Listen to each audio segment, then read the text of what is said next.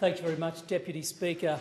I've stood in this chamber on many an occasion and proudly boasted about the Sunshine Coast as a lifestyle capital, as the most entrepreneurial region in Australia and by far the greatest place to bring up a family, all of which is true. As a result of such characteristics, you've seen a bursting population. It's bursting at the seams. And I've frequently been in this place debating issues of infrastructure, that we need to keep infrastructure ahead of the population curve, to keep building it. But I stand today to talk about another issue which has become more and more pressing, and that is the issue of housing. The fact that people simply cannot find a home, and those who do have a home are struggling more and more amidst this cost of living crisis.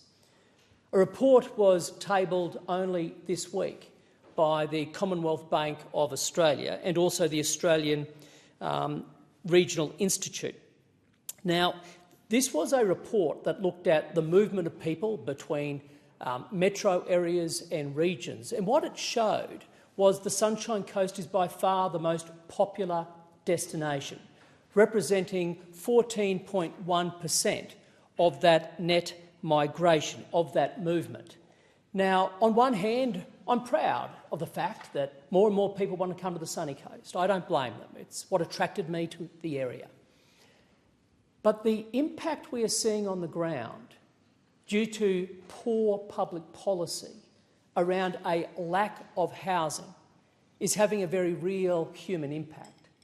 Now, what bore this out was a cost of living forum that I hosted only a couple of weeks ago with Senator Jane Hume.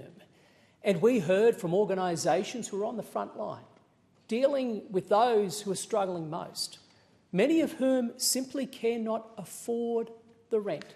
They cannot afford to have a roof over their head. Many of whom are simply not eating for fear that they can't pay for their rent.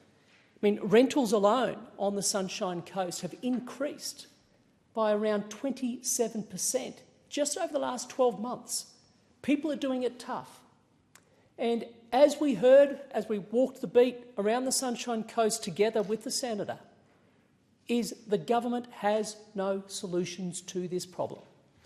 If the government has done anything over the last year, it is to get rid of a minister who wasn't performing in the hope that a new minister would start doing the job. We will continue to press the case. This is pressing for the sunny coast, and we will not stop. Thank you.